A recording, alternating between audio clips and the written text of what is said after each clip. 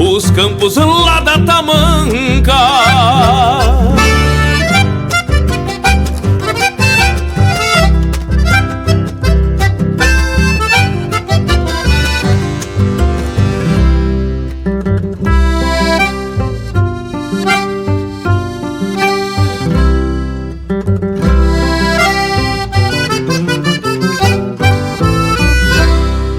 A raça crioula avança, marcando essa trajetória de fé, paixão e esperança, povoando a própria memória.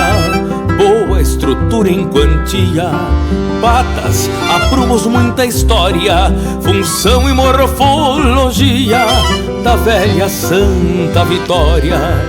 O gado forte tronqueira, pampa da ponta ao fiador, carne especial de primeira e a fama de engordador.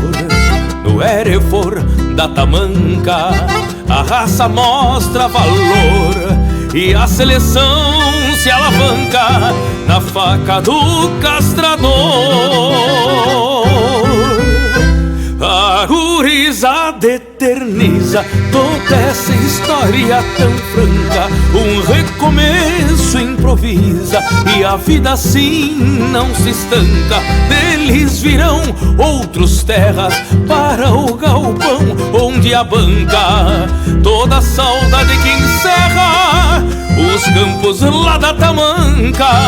Toda a saudade que encerra os campos lá da tamanca.